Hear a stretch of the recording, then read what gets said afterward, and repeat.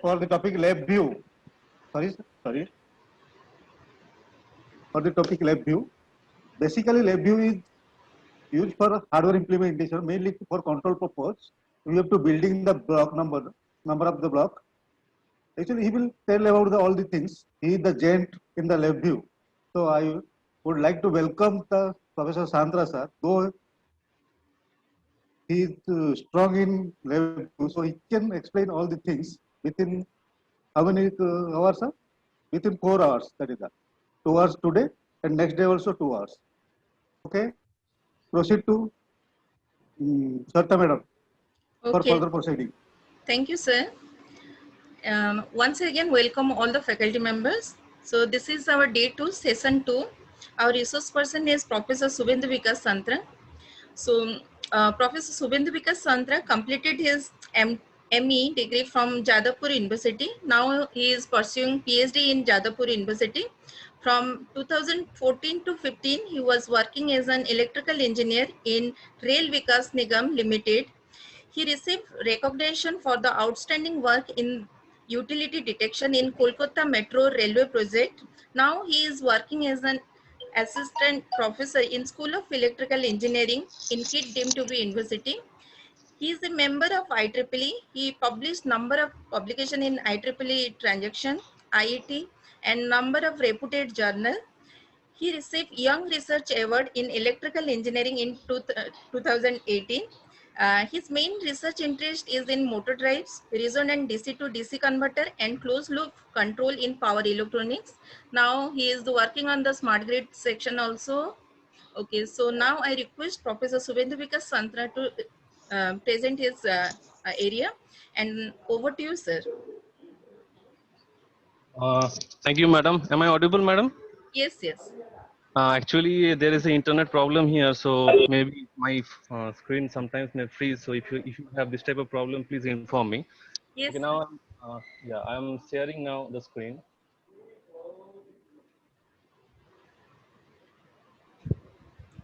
Okay, so can you confirm that screen is visible to you? Sir, it is visible. Make it full slide. Yeah, sure. Okay, so as Professor Naik sir already told you that I will be discussing about LabVIEW and the application part. So I have arranged my discussion before I going to any programming part. So I have to discuss about some system issues and the system in which I am working, both for PhD as well as here. I have joined here in the last 5 years and working on this area. Specifically DC converters and control and the microgrid area, microgrid control. Now, before I'll discuss about the programming part and all, it is very much important to understand the system behavior. So today I'll be discussing about before you make a system that your power module has to be properly arranged, and the DC microgrid and basically it depends upon the renewable energy sources. In the future, if PV and some kind of wind sources, it will definitely require some storage elements as well. So the problem is that how you can design your power module, because if you do not design your power module properly, then what will happen? Then it will be coming to the control engineer and the production engineer. Their task will be difficult. So therefore, the analysis part of the particular system is very much important, because from the analysis you will get the what should be the design criteria, and then you will go forward to the design. And lastly, when you have develop your analysis and control, I mean design portion is done with the power module, then you are ready with the control aspects of the system. So therefore, this talk will be primarily focusing on the analysis part, and from the analysis you will be getting some design aspects, and therefore after that I will talk about the control. And this part in the control, there is a application of the LabVIEW. So it will the discussion will go serially. Okay, so today's lecture I will be discussing about power module and some portion of the program, and next tomorrow's discussion I will be talking about some bidirectional converter and high efficiency or high power density converter DC. Now as per the outline of today's topic, so first I'll be discussing about the I'll be discussing about first This part. पहले time में चले भी गया. So can you please mute so that I can proceed very easily? Otherwise, it will be difficult. Okay. Now, different structure of LVDC microgrid that I will talk in my first one in the analysis of power module. Different structure you have to know because you need to know in which structure you are working, and based on that your design actually depends, and analysis, design, everything will depend, and then your control aspect will go on. Now, system components, what is using, what you are using, and then what are the corresponding voltage level, because we are now working on DC microgrid. So basically the voltage is DC. So what are the voltage level, and what is the power level, that also you need to consider, and you should know the the standard as well. So that is why this is also an important issue. Here, last part is that, as you know, that in our residential area, or properly in Indian scenario, the wind profile in distribution side or distribution where the majority city are actually present, the wind profile is very horrible. So you are not actually small micro turbine and small this part, you cannot use that effectively, because the wind profile of current smart cities or cities basically is very low. So therefore, if you have to talk about DC microgrid, or basically you have to talk about PV power module.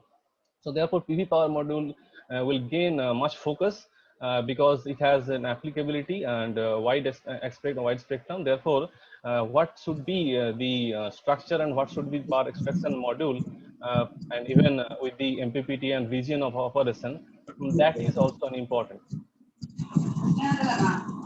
Now, next is, after completion of this part, I'll be discussing to the system parameter determination. The first one is the first of all capacitor, because capacitor is a passive element, and you will understand when I talk about this presentation that how far it is important of selecting a proper value of the capacitor that will determine the not only the system proper power level, but also it will help you in the controller design, because the variables like voltage and current what you take, these are specifically either from inductor current or capacitor voltage. So if you are not able to design your in a power loop proper capacitor select value in that particular system, then it will be difficult. In this slide or in this discussion, I'll be teaching, I will be discussing on that. And lastly, this two part, basically this lead acid battery, because lead acid battery is a low cost solution, because we cannot go lithium ion battery still in a current market, because it has a higher cost. So if you see in a current scenario, then that the cost of battery is really high. So you see that you have a power PV module, it has cost, and then converter also it has cost, along with the battery, that is also a huge cost. So total system becomes costlier. So therefore,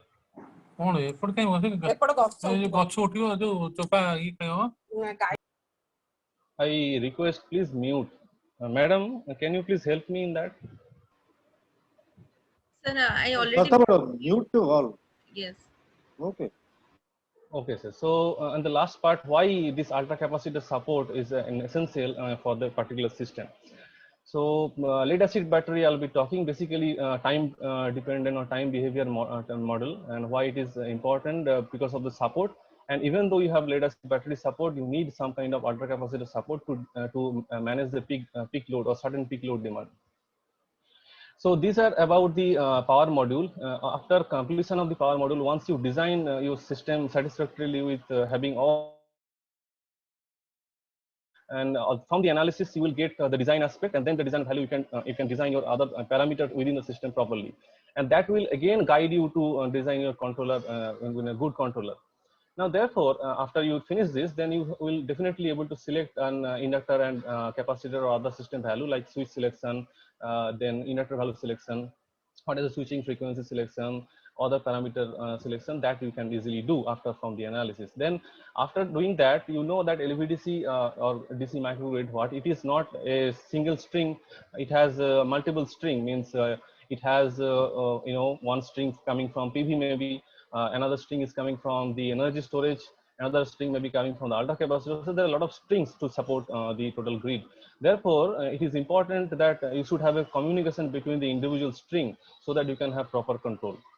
So this is the topic. And lastly, I will talk about why this droop characteristics is important to control these individual strings in a power module of DC grid. So this is about today's talk. So let us start. I will start from the structure point of view first.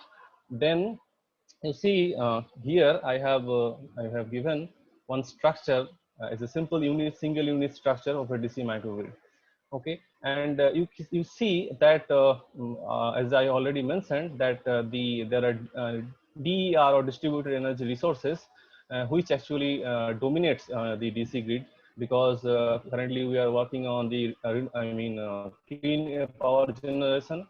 So therefore we need to use clean energy sources, whereas PV and small wind and micro turbine. So why I am talking about small, because we do not want large DFIG wind turbine in the distribution side. Basically we want to use a permanent magnet synchronous a generator PMSG, and that rating is within 500 watt maximum to 1 kilowatt. So therefore I use this this kind of small wind turbine or micro turbine, though I am already told you that the wind profile is not good. So therefore you cannot actually rely for this power very much, okay, in the residential area where the distribution side you have why distribution side.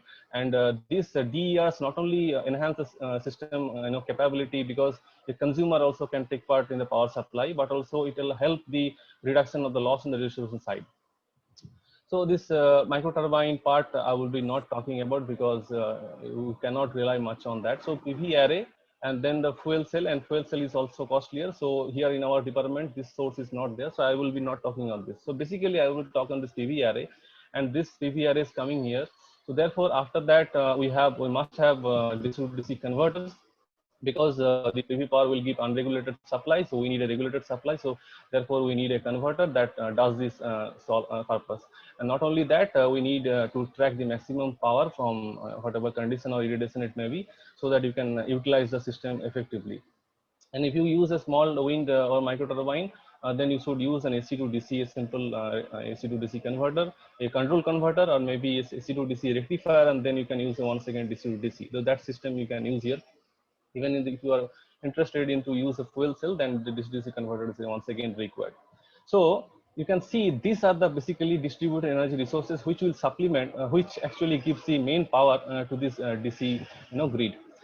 And to supplement it, because sometimes PV power generation is not it is intermittent, that is the problem. And to supplement it, you need energy sources or storage devices. So the other storage device like battery and supercapacitor that I also told. So this battery and supercapacitor also there is a requirement of DC to DC converter. And specifically, it is not unidirectional. There should be features of bidirectional. So not only the power, whenever there is a good amount of power available in the PV array, so you can store to the battery. And when there is a scarcity of the PV power, you can supply from the battery. So this DC to DC converter must be having the features of bidirectional. So tomorrow's class, I'll be discussing in detail about this, or what are the facilities, what are the characteristics required to design properly. Now next is then you are fortunate to have this. Again, you think of a system that okay, you do not have much power here. Even the battery is not able to give sufficient power to this particular DC grid. So therefore, your DC grid voltage definitely will fall down. So to maintain it, you need to definitely you should take a help of AC grid which is already existing.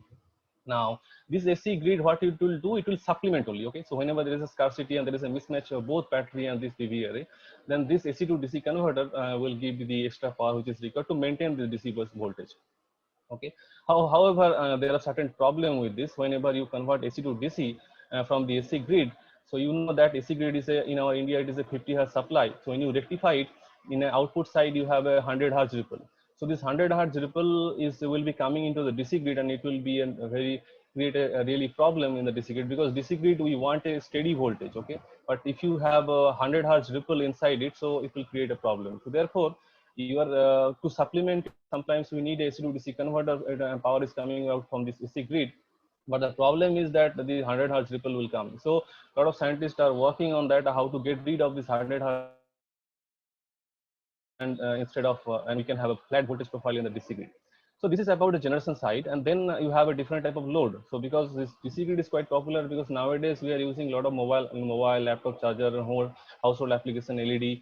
So lighting load or computer load or mobile type of load, so all are DC. So therefore, if you have a simple DC to DC converter, you can you can supply to the residential appliances. So there is a no need of two-stage conversion. So in current stage, what we are having, we are having a AC source, and from the AC source we need to rectify it first, and after that there is an SMPS, basically dominated by flyback converter. So this flyback converter will give the power to either your laptop charger or laptop, or maybe your mobile. So therefore we have one conversion AC to DC, another conversion is DC to DC. So the efficiency of this, if you consider it is 80%, and even it is 80%, if you multiply them together, the efficiency will go down. So it is always better to have a single unit. So the efficiency point of view also it is good. So you do not need to convert two-stage system. So this is one advantage of using it. You have a data center, a lot of data centers. So data center voltage requirement is also DC. DC motor load is also a DC supply, and in current future or I mean near future, we definitely have PHV, this EV load. So this EV load will definitely going to charge from the system. So we need a charger, or we can say it's an offline charger.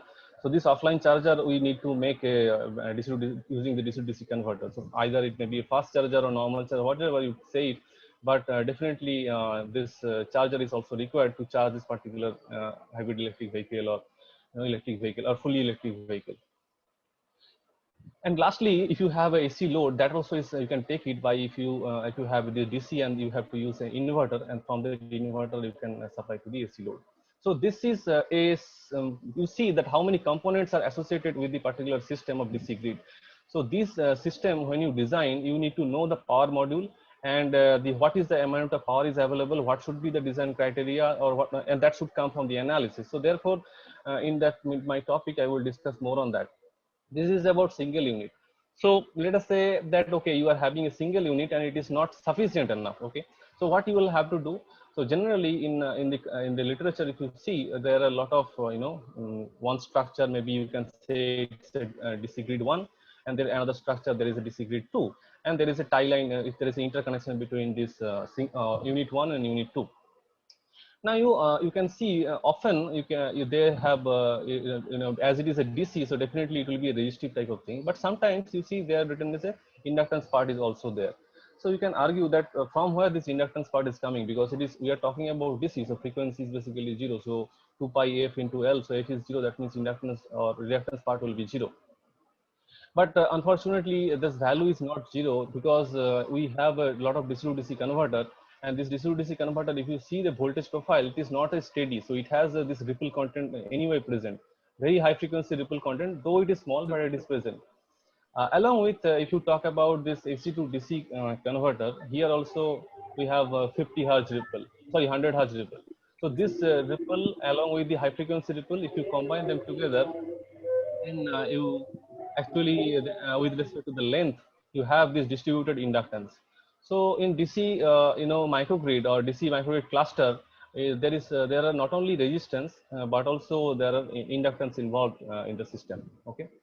So coming to the structure, like I already told you, if you connect it, it is always better to connect like a ring type or maybe a zone type, because if something goes wrong, let us say this section there is a fault, okay, so other section can supply. So therefore, through all section, if you connect to the to a ring connection, and always there is an isolator or you can DC breaker. Okay, if you use it, then what will happen? You can actually increase the flexibility of the system. However, having said that, the DC breaker technology is not mature enough. So there are a lot of work actually is going on inside. I mean, how that DC breakers should be designed properly for the DC grid. That is also a research area. So therefore, this ring type of connection, or maybe if you zone it, like zone 1 and zone 2, or maybe zone 3, zone wise you can also do it, so that the redundancy can be increased. Like if you have a fault in one side, so still you can supply to the other side from the maybe from the PV side. If you have a fault on PV side, you can supply. Maybe if you have a fault here, you can supply from the wind side as well. So therefore, this type of structure, zone type is quite used in a wider spectrum. Now, I'll be after having this architecture, known architecture, you need to know that the voltage level. So, what are the voltage levels basically present inside the DC grid? So, starting from it starts from 0 voltage to up to 1.5 kV voltage, and out of which band 1 is it's called extra low voltage DC. It's from around 0 volt to 120 volt, and then from 120 volt to 1.5 kV, it's kind of band 2. It's called LVDC. Generally,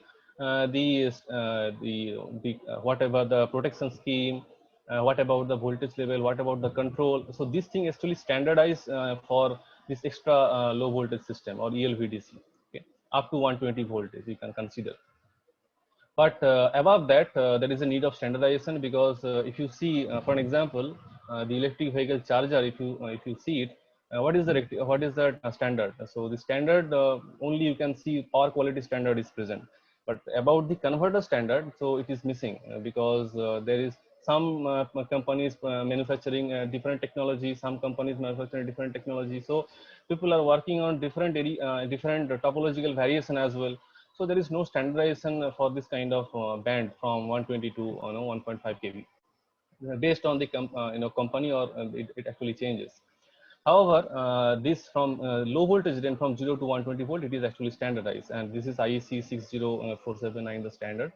And here you can see that there are two type of things on the if you talk about protection point of view. So ACLV is called separately excited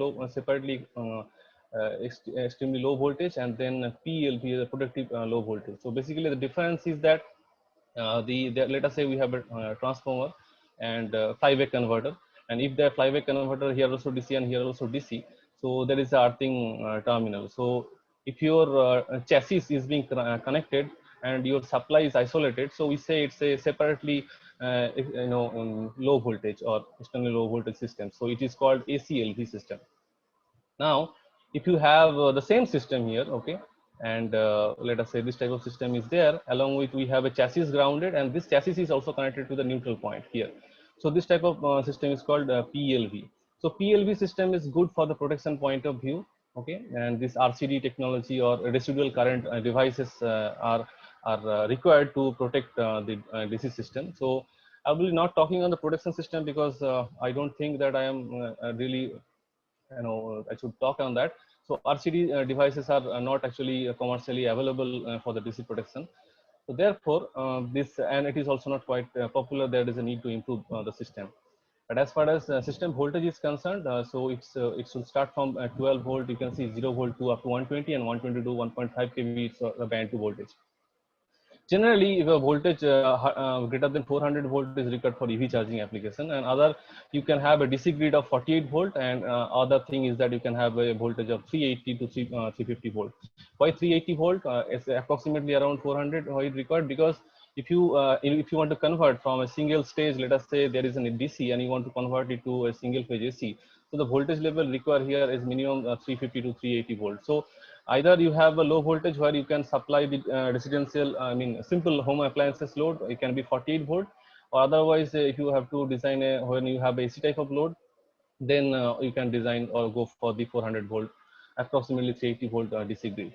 Okay, so as far as component is concerned, we should have PV, and then small wind battery. I already told you. So in power converter, we have DC-DC converter, inverters, and for the control point of view, we have primary control, secondary control, and tertiary control. And the fault protection and proper coordination, power management scheme, these are the power system domains. So I will not talk on that. So specifically, I will talk on system management and up to the converter and the coordination, the control, and all up to that.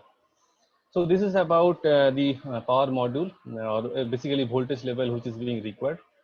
Now, next slide. So having said all this thing, now I'll be coming down to once again the ground level. So let us say that I have to design a system, and the system provided is being, we have simple a PV system is here, PV the source is here. After that, we know that there is an interface element is required, because the intermittent power is coming from the PV, and voltage is also a variable one. So DC link voltage we need to maintain, so we need an interface element. Okay, and then there is a, if you have AC load, then is a requirement And sometimes you need, if you have a more availability of power is there from the PV, you can charge from to the energy storage element, and like this red line I am showing here for the charging element. And if you have extra scarcity of power from the PV, then you can supply from this particular from the energy storage using this bidirectional converter. Now, some of you are some of you can see in the literature, they say that okay, you can combine this DC and AC using some single unit, so that you can have reduce the complexity. You have you can improve the efficiency point of view. Why it is so? Because if you see, let us say it is 90% efficient, and here also say it is 90% efficiency inverter, but still if you multiply them together, it is coming around 80%. So there is a 20% loss, reduction in the efficiency point of view. So it is also an area where you can combine the DC and AC both combined together, and then you can connect to the local AC load. But when I complete that discussion, you will understand why there is a need of DC to DC, because this combined approach of DC to AC hybrid system is there are a lot of control complexity coming basically from the sources, okay? Because source is not a steep source or steep voltage source, so you can rely on. And all the analysis people are doing, taking the voltage source as steep voltage source, and then the analysis, and they can actually get the result. But practically, when you take a real PV and then you integrate this DC and AC combined together, then there will be a lot of problem, and you cannot manage the system. So hence, I prefer generally, though I know that the system efficiency will go down, but still there is a control flexibility, and the system reliability is more compared to the integrated system. So here we have a PV source. So therefore we need to condition it first. You need to know the characteristics properly before you before you select a power converter to extract power. Point number one. Point number two, that when you have a DC, a fixed DC, okay, let us consider a fixed DC voltage. Then what should be the topology here in the bidirectional converter that can charge and discharge whenever there is a requirement. So this part I'll be talking tomorrow. This high power density or maybe a bidirectional converter design aspects, and what should be the characteristics, how you can design, what are the topology, all these issues I will discuss tomorrow. Tomorrow I'll be discussing. But today I will be discussing about these characteristics, why these characteristics are important, and from knowing these characteristics, how you can select your the specific converter, and then go ahead with the other parameters, so system parameter, maybe inductor value, capacitor value, so that your power circuit is really solid, and you can now ready to implement your controller, and the controller can have a lesser burden, and your system can go smooth and stable system. If you want to connect an inverter to supply an residential AC load, so you have to remember, you have to maintain this power quality standard. Okay, so IEEE 15474 2011, you have to, that it says about individual harmonic component as well as total THD.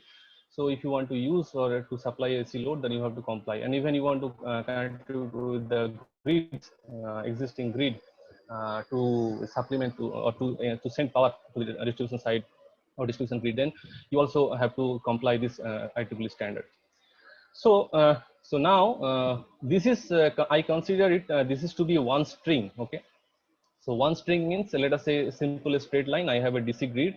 Now DC grid contain a lot of strings, so I consider that to be one string, and another string for storage. Okay, so here let us say I have PV, and PV I am designing this string first, and after that I will be talking about the battery or battery string. So you need to know the characteristics of PV before you can connect all the other component which is required before we connect to the DC grid. So here it is your DC grid, and this is your PV system. Let us talk on that. In the next slide, I will start from very basic and fundamental, and then I will slowly build on, and then. Okay, so this slide, you see, we have a solar, and then panel and PV panel, and then let us say I need to extract this PV panel is given to you. Okay, as an engineer, let us think that this PV panel is given to you, and what you can do. Okay, and it is and you are asked to do, you can extract the power from the PV panel. So simple thing. Okay, so you connect the load what you want. Okay, you don't know anything, that means you just simply put a load, and then if you put a load, and load vary from, let's say from a infinite, let us say open circuit, to a short circuit condition. If you just vary the load, then you can see the behavior of the voltage and current, the terminal voltage, and what is the current coming to this. You can understand the characteristics of the PV panel and why it is slowly explained. Now you see that when you do that, okay, and forget about this part. Okay, just to consider that you have given a PV panel and you are asked to extract power from the PV panel. So what do you do normally? You just connect a load and then you vary your load accordingly. Okay, and accordingly means what? Let us say from zero load, I mean so infinite the resistance value. Let us say to infinity to let us say R value is 0. So that variation you do, and then you check about the voltage and current, and then you plot it and all the point to understand what is actually really going on in that. So if you do that, when there is no load connected, okay, so what will happen that all the voltage which is being generated from the PV panel, it is not a voltage, right? First of all, it's a current source. So let us say that you have put one voltmeter and you are just measuring voltage. So this voltage point is coming for this kind of open circuit condition. After that, what you are doing, you are actually reducing the load, basically reducing the value of the resistance, or you can say that you are increasing the load. So when you do that, what has happened that mostly the voltage, it will try to maintain some constant, some up to some region, okay, and after that the voltage will fall here, and then after if you increase further the loading, or if you reduce the resistance further, then what will happen, then the voltage will directly fall in a sharply to this particular 0 point. Now, if you closely analyze this or see it carefully, it has a three region. One region is a constant voltage region, or sometimes we say it's a CVR. After that, if you plot this voltage and current, you have a voltage data and you have a current data. Okay, because you see whenever you are increasing the load, what will happen? The current also actually increases. This is the x-axis about the current and y-axis about the voltage. So what is happening here? So current is actually increasing. So now if you multiply them together, you can see you can get the voltage into current equal to power. So you can see this power mostly almost constant. Okay? Though I cannot say it's constant, but you can consider that region to be a constant power region. Okay, so sometimes we say it's a constant power region. After that, voltage falls sharply and current do not vary much. So current approximately you can say very slight variation. So that is called a constant current region. So this actually defines the characteristics, or what is the voltage current characteristics of the PV panel. Now, why it is important? It is important because let us say that okay, you fortunately connected a load of value of RL1 here. Okay, you fortunately connected the load which is the RL1, and y equal to mx. If you just plotted line, so this resistance line is intersecting this particular point. Now when you are intersecting this particular point, then this area is giving you the power. Okay, and you see that that area was giving the maximum power condition. So if you fortunately connect a load resistance which is having a value of RL1, then you can actually extract the power available, maximum power available from the from the source, which is in case of the PV panel. Now, let us say you do not know the value, you arbitrarily change it. Okay, so let us say now the resistance is here RL2. Okay, so if you see it, if you have an intersection point is particular this point, then what is the area? So area is coming here. So this area you will get. Now definitely this PRL2 is actually less than P maximum. So you are not actually utilizing your full power. Now next is if you once again if you change here a resistance value, let us say RL3, okay, then what is happening here? So when you connect a resistance value of RL3, then your power is coming onto this area of amount of, this is the area you are getting the power. Okay, and this definitely this power is less. So now that as an engineer you think that is it possible to manually vary the resistance always? No, answer is no. Although the adjustment or manual adjustment is not possible always. It is not required also. So, and every time you want to extract the maximum power from the PV panel. So therefore you know that for a certain irradiation condition, here I have not changed any irradiation condition. So what will happen? You need to vary the load and you need to know the load resistance so that you can extract the maximum power from the panel. Okay. But unfortunately, the manual variation is not possible. So what is the solution? Solution is that you can see in the diagram that when your resistance particularly intersect or the resistance line intersect that particular RL or characteristics at that particular point, then you extrapolate this line, you see that is called VMPP. Okay. Now, if you can maintain anyway, okay, at any method, I don't bother about the method. If you can maintain this VMPP here, okay, particularly that particular node voltage, if you can maintain VMPP, definitely I can guarantee that at that particular VMPP, if you maintain, so this VMPP, you can have that amount of current which is required to extract the maximum power. So if you maintain this VMPP, that current will be required one, and you can expect that maximum power is coming from this to this. Now, how to do that? How to do that? How to maintain this VMPP? So for that, we need to actually use a converter. This converter, you know that if you have proper duty adjustment, if you do or change the duty ratio, then this resistance, what is the load resistance, can be reflected properly to here, what is written as a variable load. So based on the duty variation, you can actually vary the resistance here and maintain the VMPP and this current which is required to extract the maximum power. Now, this input power is coming here, and if you consider that loss for the particular DC-DC converter is actually less, then you can assume that this power is actually going to the particular load. Okay, and there are a lot of complexity in that. I will discuss slowly. Okay, now you see that if you vary this load resistance from RL2, RL1, and RL3, then RL1 is what? RL1 voltage is more, and current is actually less. And for this here, when the load resistance is at RL1, then what is happening? Current is more and voltage is slightly dropping from the earlier one. When you increase, when you just go for the resistance of RL3, then once again what is happening? Current is more and voltage is less. So here you can see I have drawn for IRL3. Okay, another is for IRL1 and one is for IRL2. Why these three current are important? Definitely, you know, when resistance you are changing, so current definitely will change. But the problem of the PV is the dynamics. Okay, if I draw it properly, let us say voltage falls. Okay, so this is a voltage falling graph.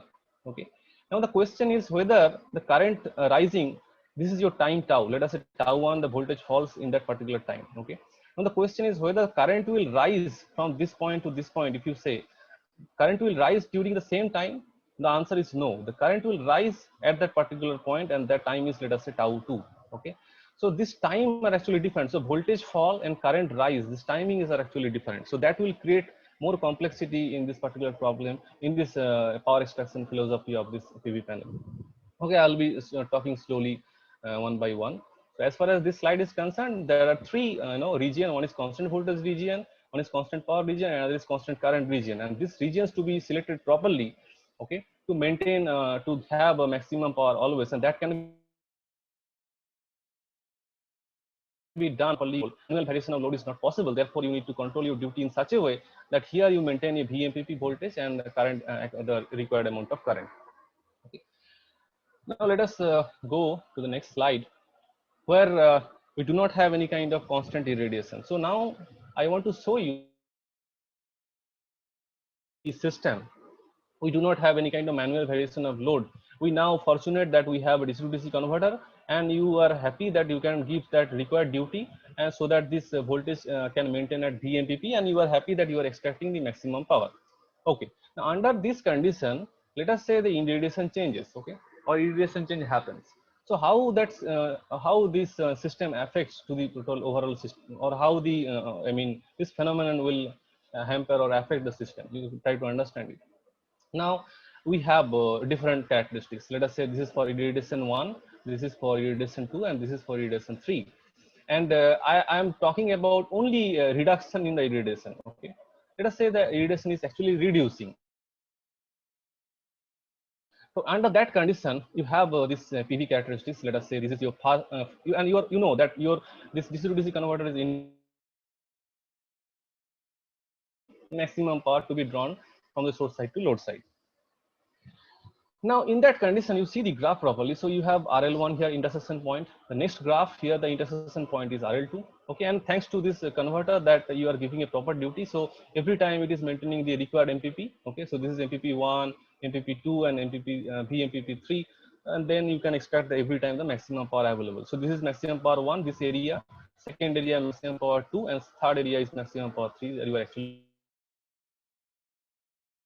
extracting from. PV characteristics, P and power and voltage characteristics. This is the operating point, the second operating point here, and third operating point is here. Okay. And your resistance are RL1 and RL2 and this RL3, and these are the intersection point, and you can have, okay. And you are happy that, okay, every time whenever there is a irradiation changes and my duties, I am adjusting in such a way that every time I maintain the VMPP, which is required to extract the maximum power to the load. Okay.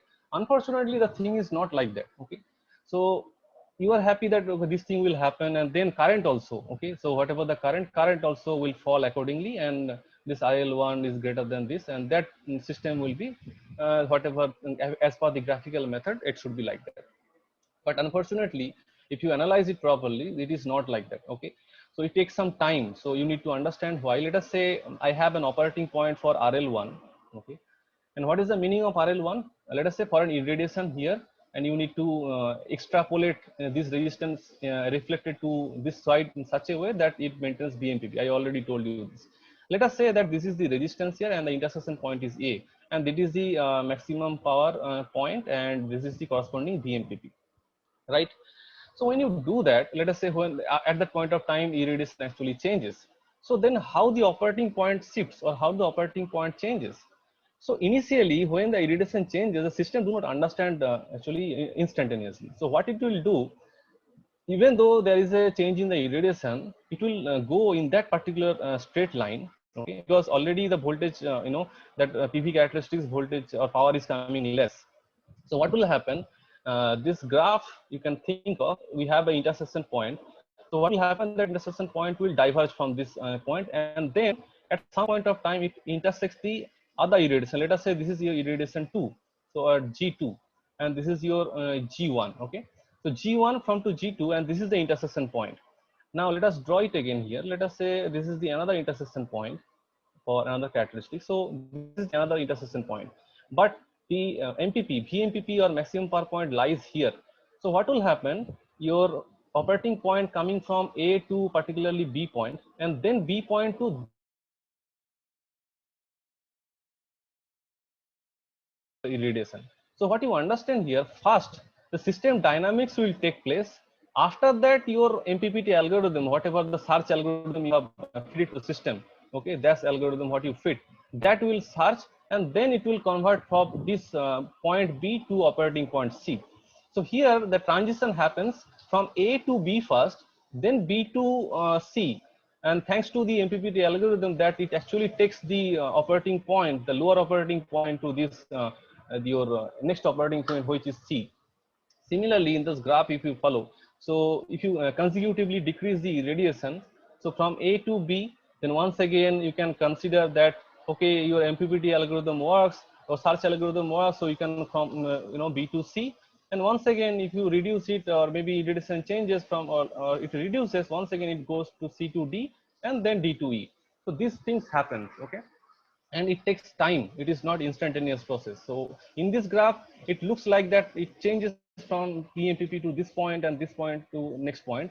But unfortunately, the system dynamics takes place first, okay, and then your MPPT algorithm will take place, okay.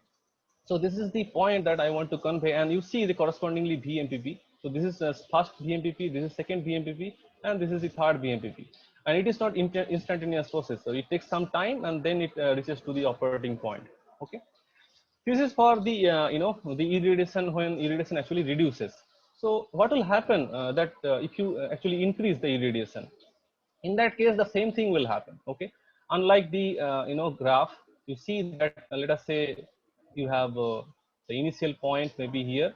Okay, so this is the low irradiation.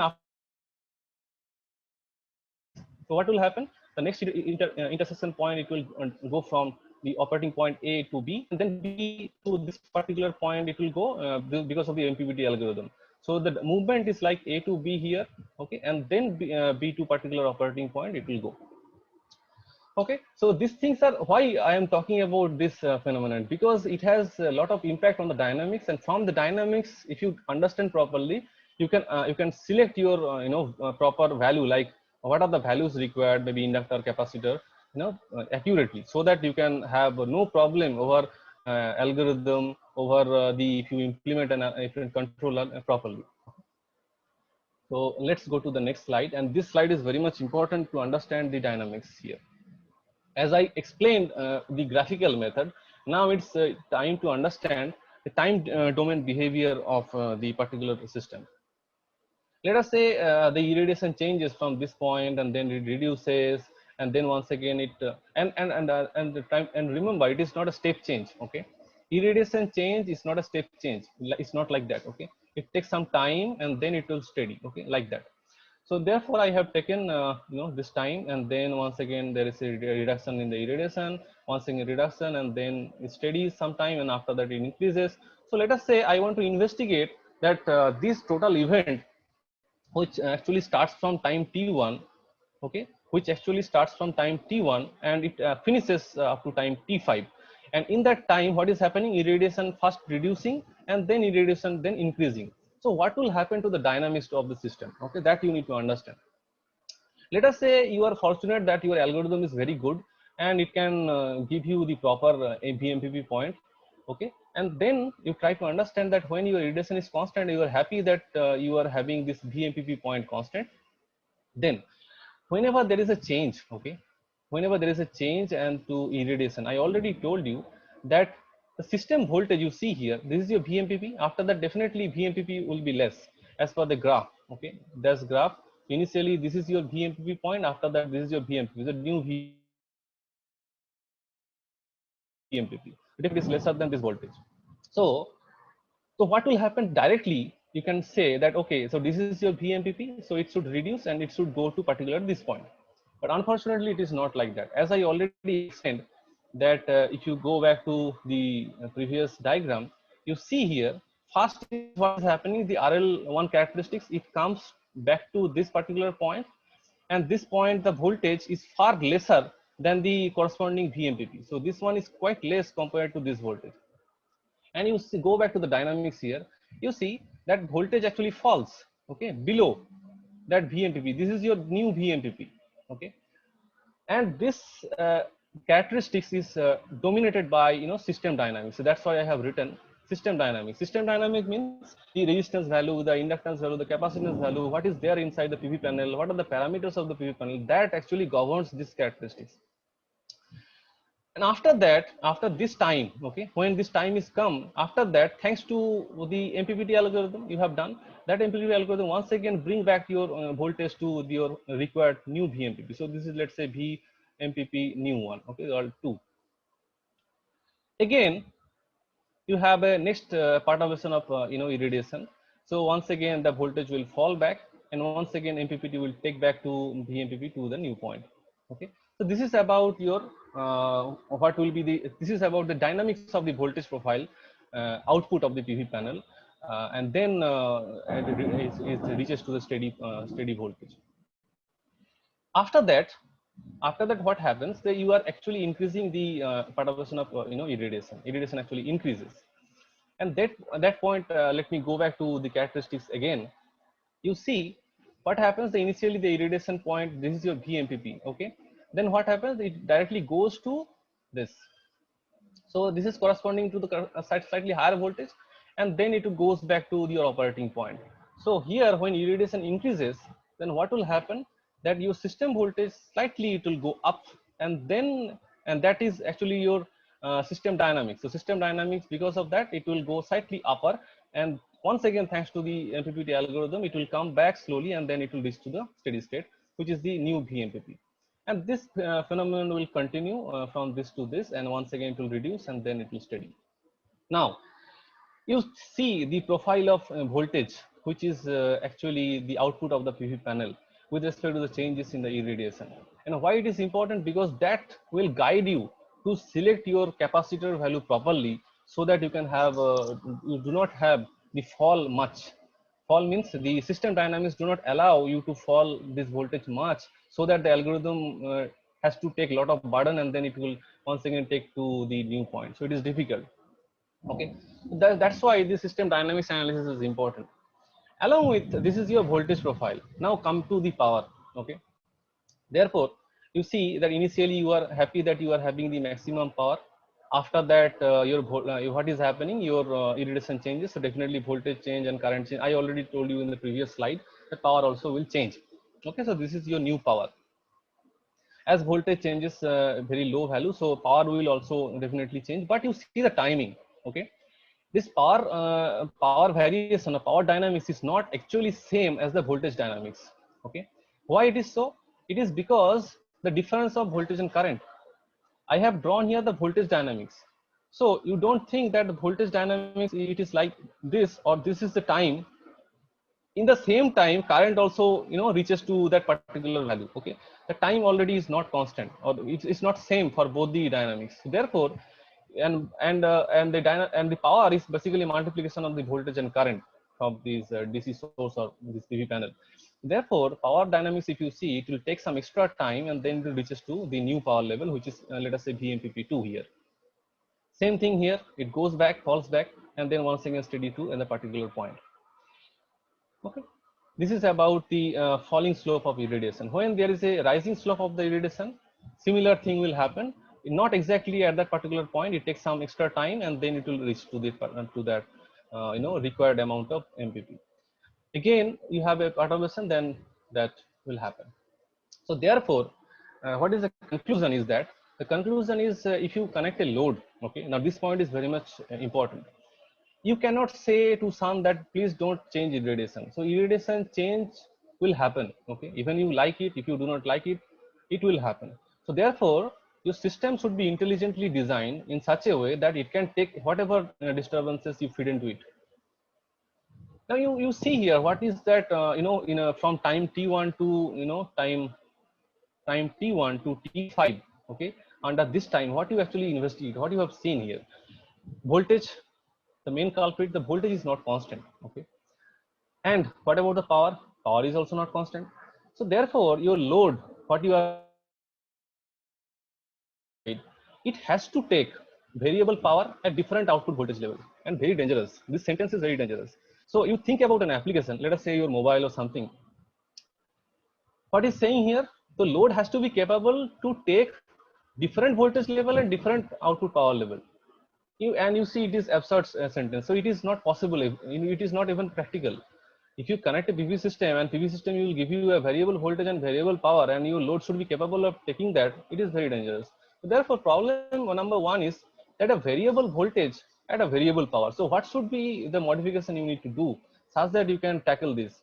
Either you connect a resistance. Okay, resistance can take anything. Resistance can take variable power, variable voltage, no problem. But do not connect any kind of LED. If you connect a LED to run it from the PV panel, so this LED requires a constant current application. And you see, you do not complain that okay, please don't change any irradiation, don't do that.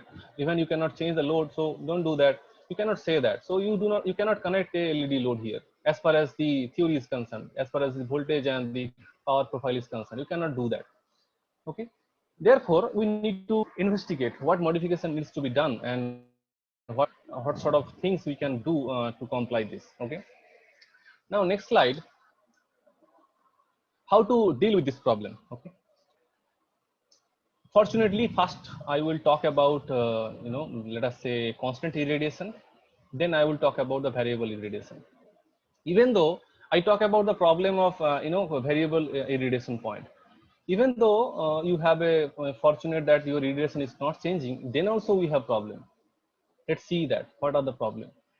When there is no change in the irradiation, the power which is coming from the PV panel, VMPP, which is constant. Let us say this red line is constant, and you are changing now load. So earlier, what is happening? I was keeping the load constant, okay, and I changing the irradiation.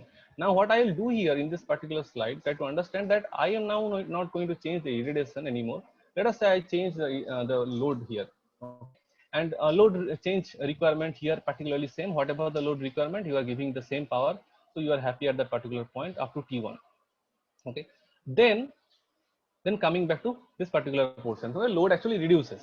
Okay, this load reduction is dangerous. Load reduction means basically you are going towards the open circuit condition, and if you use any kind of converter, so whenever you are drastically reducing the load, your converter actually goes from CCM to DCM, and that DCM, the voltage, output voltage drastically increases. Okay, even though you do not like it, but output voltage drastically increases, and that may damage the power electronic devices.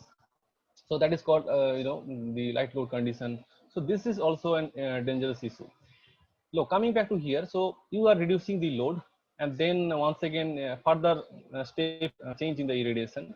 Okay, sorry, the load, and once again you are increasing the load, and then once again increasing the load. So I want to see what will happen from T1 to T5 when there is a load change, and you cannot complain to the customer can do that.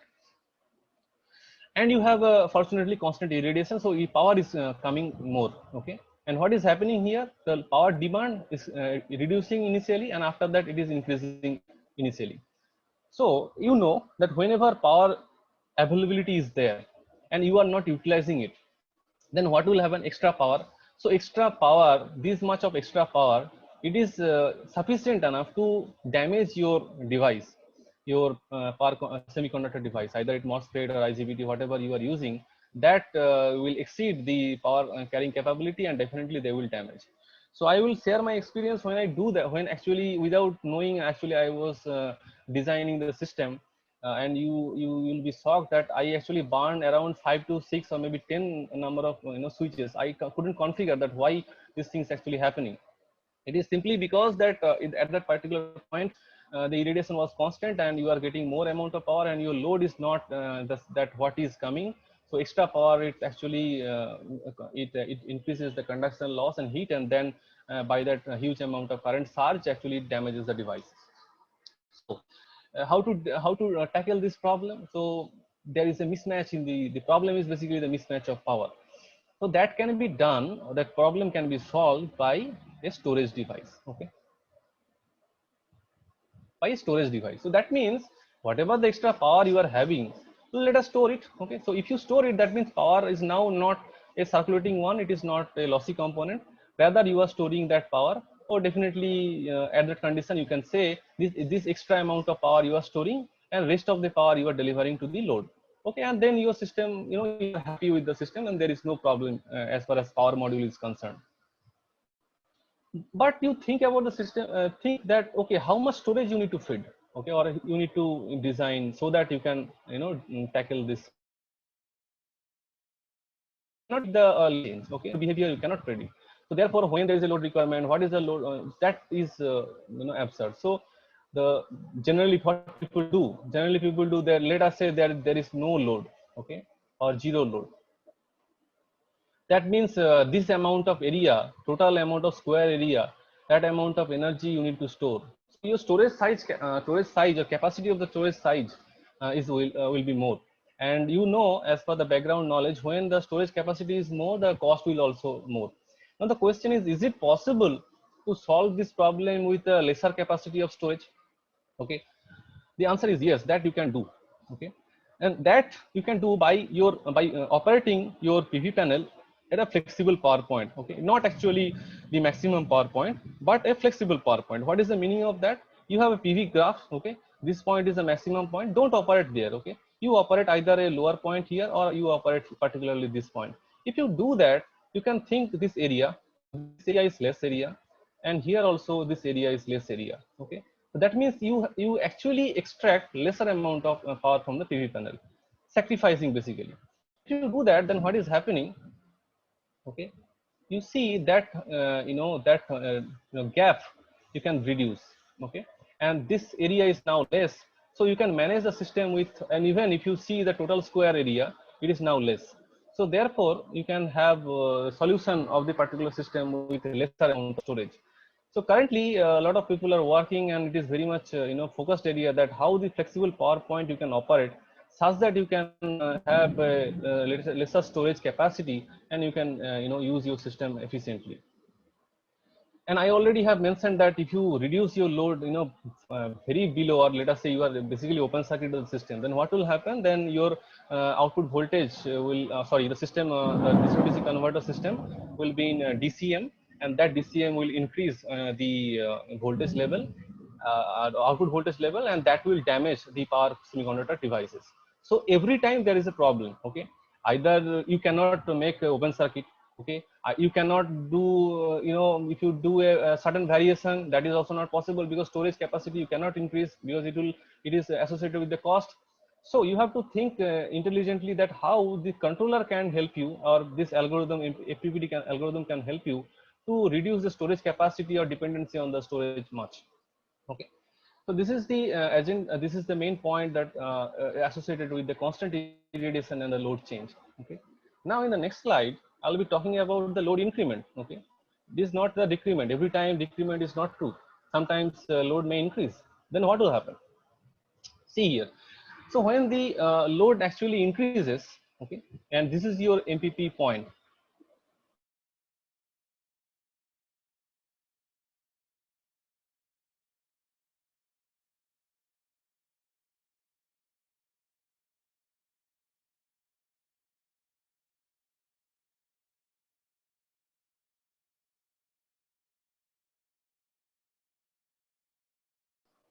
That output power cannot deliver that amount of power, so there is a continuous failure or continuous decrement in voltage and current both.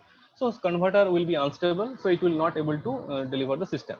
So your controller cannot tackle this scenario. So therefore the extra power which is required here, so that can be supplied by the storage element. Now once again there is a problem is that the how far storage you can do, so that you can tackle this scenario. That can be done. Once again, the solution is quite unique, that okay, let us do not operate at VMPP, or maximum power point, what I have shown here. Let us do not operate there. Okay, instead you think that it is operating at that particular or lower particular point. So basically you are expecting lesser power. Okay, under this loading condition you are expecting lesser power, but your system is stable. Okay, then what happens, that let us say load increment or load demand increases. So then you have actually flexibility, okay, to operate your operating point from this point to particularly this maximum power point, and you can have more amount of power coming out from the PV panel. So you can actually able to deliver up to this. Okay, by if you operate your MPP or flexible power point accurately, you can deliver that amount of power. But still there is a this amount of power you are not able to deliver. So you see, then the storage capacity is less, because you have to deliver less amount of power here. So storage capacity is less. So what I want to mean here, that if you use FPPT or flexible power point instead of MPPT, then what is happening, the stability of the system will be improved. Point number one. Point number two is that you can have a lesser storage capacity, so cost will also going to reduce, and proper flexibility in control, that is also there. So therefore this slide I have given intentionally to make sure that it is not about whole about MPPT every time. It's about the how you change your operating point in such a way that the system becomes stable. Basically the power module becomes stable. Whatever your load requirement is there, that amount of load you can deliver with a minimal amount of storage capacity required. Okay, that is the future solution, and I hope if you work properly on that area, there will be good results coming in. Next, another problem I was to discuss here, it is about the equivalence. So sometimes we forget that we are dealing with the photovoltaic, we are not dealing with the battery. Okay, and there are certain limitations of using the photovoltaic in case of control domain is concerned. You see here, I already told you that this capacitor, why this is selected and what should be the value, that is most important, and I'll be dealing it slowly. Okay, we will come to know. Generally the PV panel, it is a in current dependent sources. Basically you need to convert to the voltage sources, because you are connecting a voltage source based converter, DC to DC. So therefore there is a need of capacitor, and then this capacitor will it convert the dependent current source to the voltage source, and then this converter will work accordingly, and this power will be available to the load. Okay, fair enough. Now you see I am talking about this now, this particular node, and you are varying the load here. Here also you are varying the load. Let us say you want to see that what is the exact difference between these two. We have we have a battery, here, and let us say this is the internal resistance of the battery, and you are increasing basically the the loading requirement, or you are reducing the RL value, so the current requirement actually increases. So if you think of the system, that current this current, you can see the slope y equal to mx, so it is a falling slope. Okay, so V battery divided by R internal plus R, this is equal to current. So if you plot it properly, so it is actually coming in a straight line. So this straight line is follows the Ohm's law, so it is a linear circuit, so therefore voltage falls like that. Similarly, current also rises. You see, interestingly, that current current rising and the voltage fall, they are proportional. What slope, as far as slope is concerned, okay, these slopes are same. If you multiply them together, then this is your power maximum. If you multiply them together, then what will happen, let us say this is the maximum power that can be delivered by the battery, okay, and if you multiply them together, this is your load power. And you see that whenever you changing the basically increasing the load, whatever load you are increasing, you see voltage into current, that this region, okay, there is no deviation in the power. Of course, the battery is having a capacity of delivering the P maximum, and you are taking a less power, so it is okay. But you see the constant power region. Basically, this region is a constant power region throughout the operation of the battery. So this region, if you use a voltage mode control or current mode control, inherently, if you analyze it properly, that we need that source should able to deliver this amount of range or constant power region, so that your system becomes stable. It is not about selecting proper P value or I value, or like that, okay. It is associated with, or it is dealing with the system analysis. So system, how you are designing your system properly, so that controller will supplement that, nothing else. So therefore, that type of characteristics is required to implement voltage mode control and current mode control. But unfortunately, with the case of PV, it is not like that, okay. So this range, we cannot think similar kind of range in case of photovoltaics. So you see here, voltage falls, okay, with the if you are increasing the load, actually voltage falls, and current also rises here, okay, from this point to this point. And I already told you their dynamics are not same. That means the slope or tan, whatever you take, a piecewise linear, if you take, they are not similar. And if you multiply them together, you see that it is actually decreasing, okay. So you can say at most at that particular region, up to that region, it may be constant, but after that it is not a constant, it's a falling. And these characteristics, no controller can help you, okay. Either you go for nonlinear control or linear control, selecting a proper range. So this region is totally unstable region. It is not depending upon your controller selection or controller value selection. So here the point I want to convey is that you need to, you see there is a decrement in the region. Here you can control full range control, okay, starting from very minimum load resistance to the maximum load resistance. You can control here.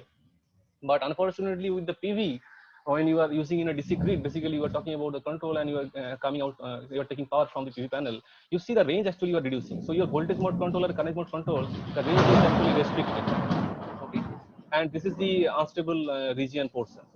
So unstable region portion, even it do not depend upon your controller design. So you have to be intelligent enough to select the minimum amount of current or maximum amount of current or the value, so that you expect that your voltage mode control and current mode control can make system stable, and you can deliver a constant voltage to the output, or constant voltage and variable power to the output. Okay, so this range is quite important in case of PV. So this so therefore, what is the understanding is that it is not exactly similar to the controller of the battery. Sometimes we say that, okay, let us take a constant voltage, let us say a boost converter, then you design a controller that will not implement when you talk about the PV and connecting to the system. Okay, you have to see or investigate at the what is the minimum current, what is the maximum current, what is the range, and after that you are allowed to design your controller so that you think that your system will work satisfactorily within the current range. In the next slide, I'll be why this system is I am talking about why it is important. You see, that is a parameter extraction model. You already know, either you can go for double diode model or single diode model. So PV panel is a current dependent sources, or it depends upon the irradiation dependent source basically. And if you connect a resistance, then what will happen, that current into the resistance will give you the voltage. So voltage is basically current into resistance. Now I already told you that it is not possible to maintain the resistance every time. So what extra thing you need to provide? You need again as it is a basically a current source, okay? And if you reflect, and definitely this diode actually makes the system nonlinear. So if you reflect that current source here, so it will make a system like this is a control current source. And then if you use a, let us say for example, you are using a boost converter. So definitely this inductor needs to be connected. After that, there is a switch. So this inductor will now directly connected to the current source. So this is prohibited. You cannot connect it because because the inductor itself is a current source, and that two current source connected in series is creating a system problem. So therefore, you cannot connect this. So what you have to do, basically, you need to convert that dependent current source to basically a dependent voltage source. So that's why generally what we do, we use a capacitor here, okay? And this capacitor value is a multi-dimensional, means it not only convert this dependent current source to the voltage source, and then after that you process it using voltage source converter DC to DC, and then it is not only that, it has different aspects as well. So this capacitor value also determine the proper MPPT or maximum power. A lot of things are associated with the capacitor. Even the proper capacitor value selection is also important, because it is associated with the that value will determine what should be the value of inductor. We sometimes forget, okay, that let us say we have to design a converter, inductor value of the converter. So you take the current ripple, and then what is the maximum current it has to maximum deliver. So here weather is very bad. What is the maximum current it has to carry? For that you need to design your inductor, okay? But for the case of PV, there is a problem. Problem is that it is not like that. You need to take care of okay, and how it is. So I'm slowly building the concepts. So first you learn that okay, I need a capacitor value because I need to convert the current dependent source to the voltage dependent source before connecting any converter. So that part I mentioned. And second point is that how this capacitor value is important to the system dynamics, and how you can design your capacitor properly so that you can have maximum power coming into the output, okay? So this is the thing. And then you see here the problem here, that when you put a capacitor to convert the current dependent source to the voltage dependent source, and if you use a boost converter, that we have a capacitor and we have an inductor, okay, a capacitor and an inductor, and definitely there is a switch. So when you turn on a switch,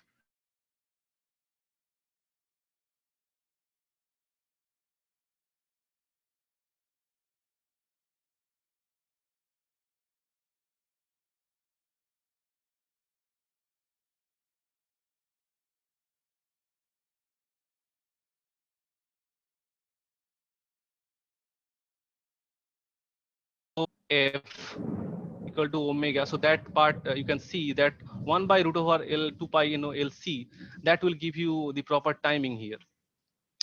So you need to select your switching frequency in such a way, let us say you do not know the capacitor value, okay, and you also do not know the inductor value. So if you arbitrarily choose the switching frequency, then what will happen? Then there may be an oscillation.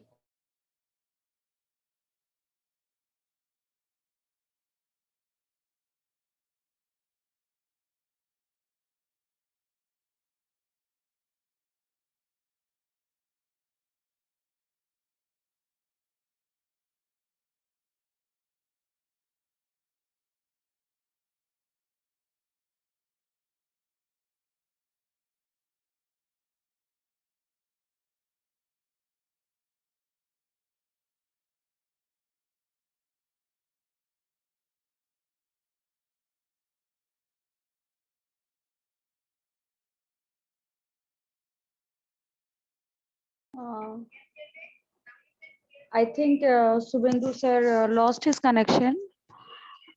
Are you able to hear me, Sarita madam? Yes, madam. Actually, madam, there is a heavy Yeah, rainfall is there. yeah. So if the weather condition is too bad, then Max sir is there.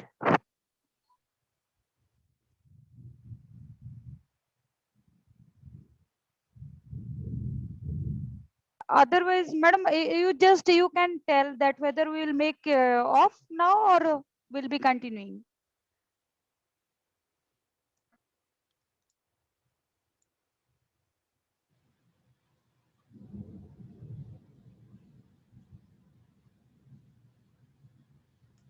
I think Yes, sir. Yes, sir. Manoj sir is also telling that we um, can make it stop. The same we can continue at second half if it is possible.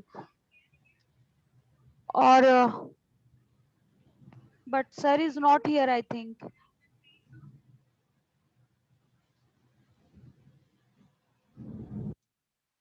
I think we can continue session in the 3 p.m. Yeah, that's better. The left. Yes, yes, sir. Please, sir. Manoj sir, please you tell.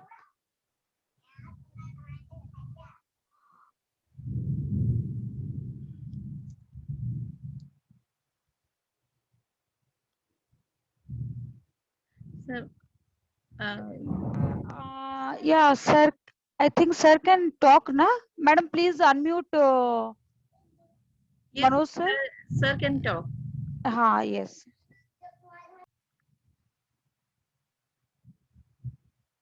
Sir, please unmute, sir. You are in muted condition.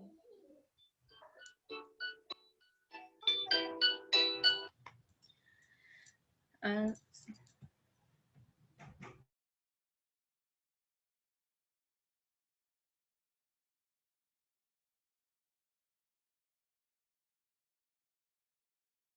I think Madam Sir is not able to unmute himself.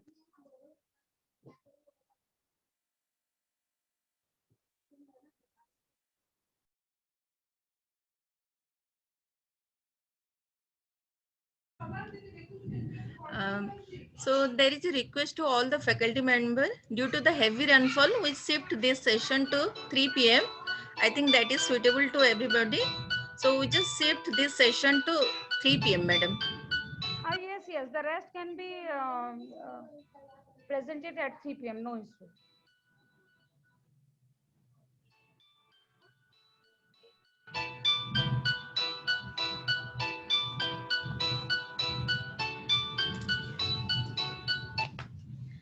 Hello.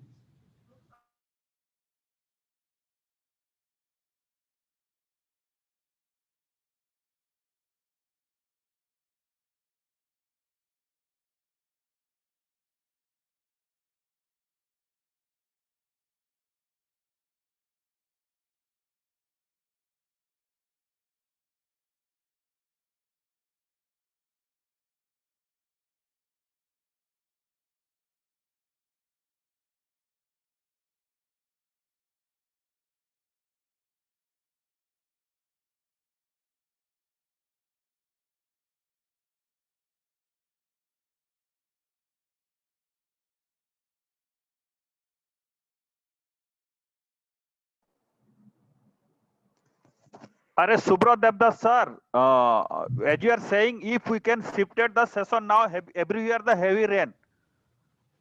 So due to that, even we are listening also the problem. In enter Bhubaneswar, this rain is continuing. So network problem. So if it is shifted to 3 o'clock, then he whatever his half an hour or 45 minutes is there, let me say he's a 45 minutes or half an hour. So he can continue up to 3 to 3:30 or 3:45. Then you start at 3:45, which is actually